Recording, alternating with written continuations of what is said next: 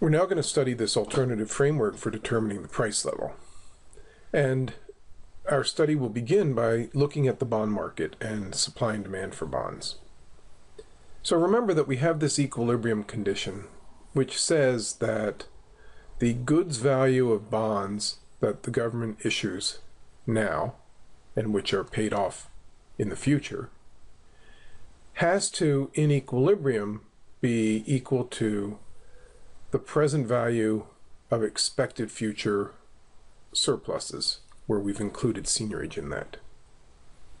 So what this says is that if you expect higher surpluses in the future, then the value of debt today will rise. And if you expect lower surpluses in the future, then the value of debt today is going to fall. Now, if the value of bonds rises, then in general you would think the demand for bonds would increase. Remember, people are holding these bonds as a form of savings. And so if those bonds become more valuable, they'll want to hold more of them. That's at any given price level. So what that means is that the demand for bonds will be increasing with the present value of surpluses, which is the stuff that's backing these bonds. And of course, just like with money, the nominal demand for bonds is going to rise proportionately with the price level. Why? Because as with money, bonds are in nominal terms. And so the higher is the price level, the more bonds you're going to want to hold. So let's write the demand for bonds in this way. So this is completely analogous to writing the nominal demand for money. This is the nominal demand for bonds. It's going to be increasing in the price level, and it'll be increasing in this expected present value of these grand surpluses, the stuff that's backing debt. Now let's assume for now that the supply of bonds is going to be perfectly inelastic, just as the supply of money was perfectly inelastic in the examples that we looked at. Then what we get is an equilibrium in the bond market that looks like this. We have a perfectly inelastic supply of bonds. We have that the demand for bonds is increasing in the price level. What do we have? We have the price level up here. On the horizontal axis, we have nominal bonds. And again, remember that this present value of expected surpluses is this object. So it includes taxes in the future, minus government spending in the future, plus seigniorage in the future. So what this says is that there's going to be a single price level, P star, that ensures that the quantity of bonds demanded will equal the quantity of bonds supplied. So now let's suppose that the supply of bonds increases. So then the bond supply is going to shift out to the right. And this might happen because the government is selling more bonds to finance the deficit, or possibly because the central bank is conducting an open market sale of bonds.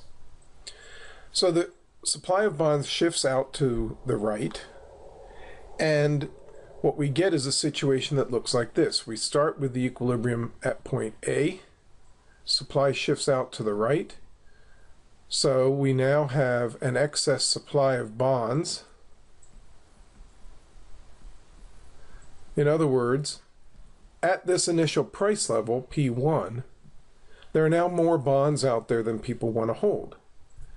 So what are people going to do? They're going to try to get rid of their bonds.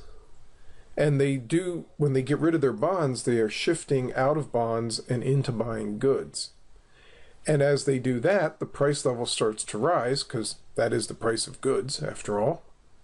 And as the price level rises, these demanders of bonds are going to slide up this demand curve until you reach a point where the price level is such that people are happy to hold the new quantity of bonds at that higher price.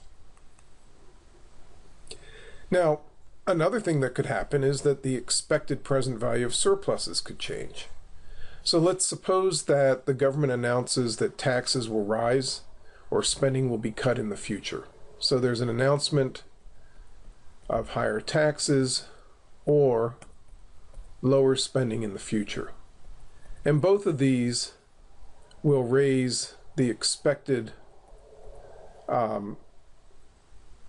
surplus in the future, and therefore this present value of the surplus in the future is going to go up. Okay, another possibility, but not I think the most interesting one, is that remember that we have this grand surplus that includes seniorage. So if the central bank announces an intention to raise more seniorage in the future, then that would do the same thing. Well, now what happens is the value of bonds is going to rise because there's more stuff backing it.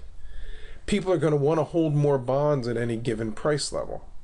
So we get a situation where we now demand for bonds pivots out. So at any given price level, they now want to hold more bonds. Now there's an excess demand for bonds. And what that means is people are going to get out of goods and into buying bonds. As they do that, the price level will fall. As the price level falls, the quantity of bonds demanded will decrease until you get back to what the supply of bonds is, which is inelastic. And that then means that we have higher present value of the surplus, implies that the price level falls.